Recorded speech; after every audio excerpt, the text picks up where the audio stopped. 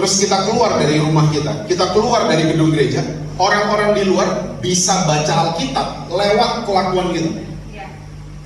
Nah, ini yang disebut dengan spiritual intelligence.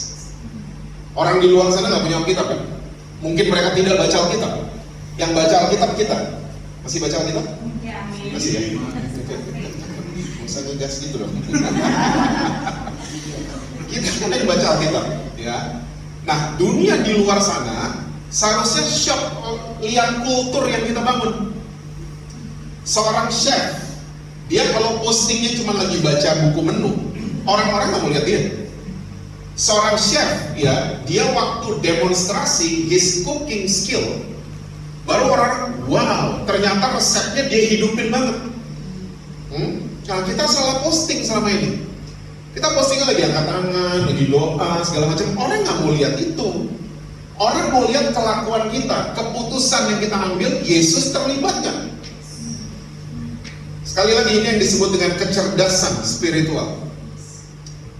Nah, tapi karena password kita bawa-bawa selama ini tekad, makanya kita selalu bertekad, saya mau melayani, saya mau pelayanan dong, saya mau ini, saya mau itu buat Tuhan.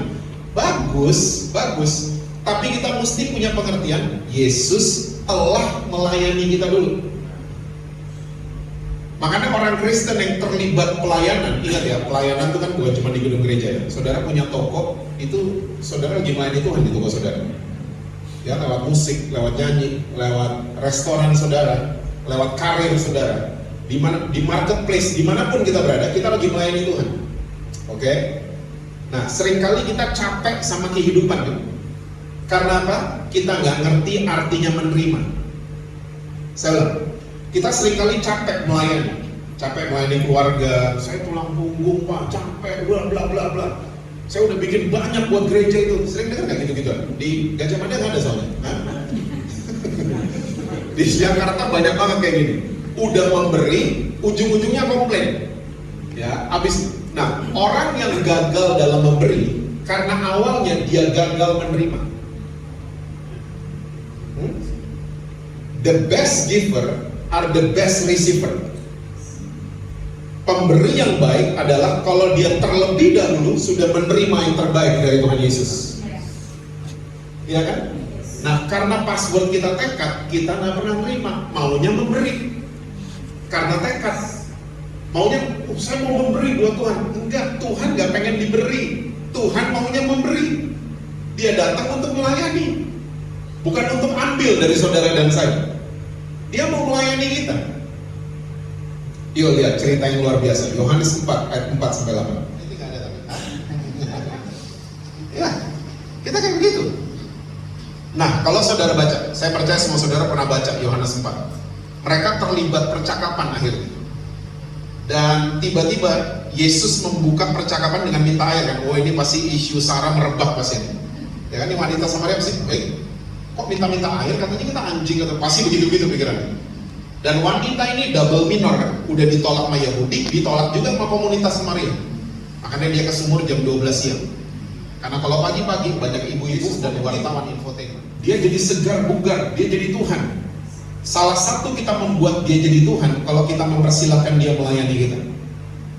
Saya ulang. Salah satu kita membuat Yesus jadi Tuhan adalah kalau kita mempersilahkan dia melayani kita. Stop jadikan Yesus cuma asisten. Tuhan besok mau ujian tolong ya, Tuhan besok mau tender, Tuhan jangan hujan ya. Cuma jadi asisten akhirnya Tuhan Yesus. Izinkan dia melayani kita dengan perkataannya. Kalau tidak, kita akan jadi bad giver, pemberi yang buruk. Oke, lihat jawabnya Yesus. Tapi Tuhan menjawabnya pertama kehadiran. Ya, harus hadir. Tuhan harus hadir di tadi tuh, ya, tandanya merinding atau tidak. Kita senangnya gitu-gitu doang, kehadiran. Kita lupa message-nya tuh apa. Banyak banget orang di Jakarta kalau datang ketemu saya hari Minggu. Gimana tadi gereja? Wah, lucu pendetanya. Iya, khotbahnya apa? Gak tahu, pokoknya lucu lah pendetanya. Ikut KKR gitu. Gimana KKR-nya? Dahsyat KKR-nya. Khotbahnya apa? Pokoknya dahsyat, banyak yang rebah. Kita lupa message-nya apa. Pak Jokowi datang ke rumah kita, ya kita hormat pasti, semua hormat. Tapi waktu dia manggil, Jess sini Jess, saya mau bicara. Beda.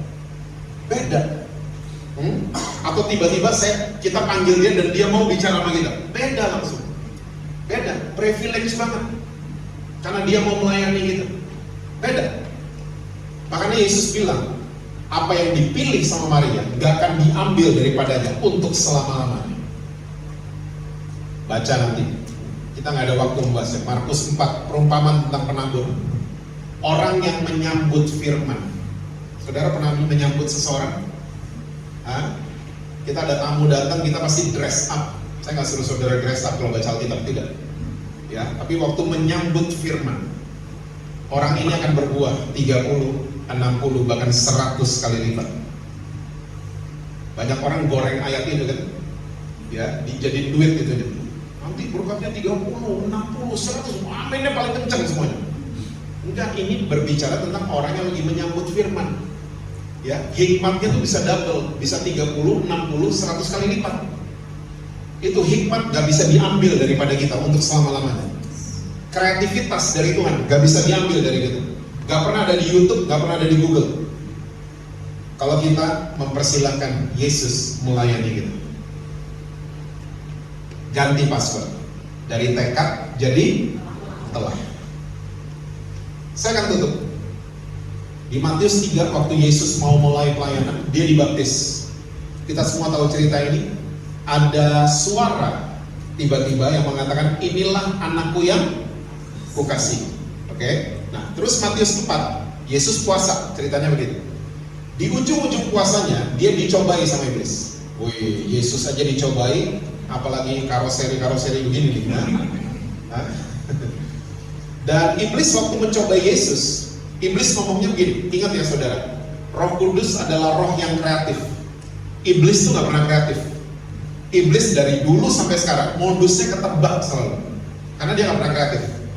Dia waktu mencoba Yesus, dia ngomong gini, jika engkau anak Allah, coba rubah batu ini jadi roti. Dan iblis ngomongnya masih sama sampai hari ini. Katanya anak Tuhan Yesus, kok bikin, katanya pelayanan, katanya ini, katanya ke gereja, katanya rajin. Pernah dengar kalimat-kalimat gitu? Itu iblis sampai hari ini. Bukan Tuhan tuh kayak gitu. Katanya anak Tuhan. Nah, ada yang dihapus selalu sama iblis, yang dikasihi selalu diedit sama iblis. Ingat tadi Yohanes 15, seperti Bapa telah mengasihi aku, demikianlah juga aku telah mengasihi kamu. Iblis selalu mau goncang iman kita semua untuk kita nggak percaya bahwa Tuhan Yesus sayang sama saya. Tuhan Yesus cuma sayang sama Babe Yohan, sama Pastor Jesse, sama Pastor Nathan, nggak sayang sama saya lah. Digoncang iman kita. Dan itu modusnya iblis dari dulu. Saya punya 2 anak. Dari kecil kita nih jarang banget ke mall. Kita bertiga dari kecil. Kita lebih senang outdoor kali di rumah kalian. Ya, sekarang kalian mempersilahkan aku nggak? Karena Tuhan Yesus nggak pernah main paksa. Amin, saudara. So ada yang waktu selalu untuk mau dilayani sama Tuhan Yesus. Dengar sama suaranya. Gimana caranya? Kalau belum biasa, baca firman-Nya Kristus. Lama-lama nanti jadi terbiasa kita mendengar suaranya. Amin. Tuhan berkati saudara-saudara semua. Selalu sukses, harmonis, dan rekening bank selalu penuh buat saudara. Wah, kenceng kalau gitu ya.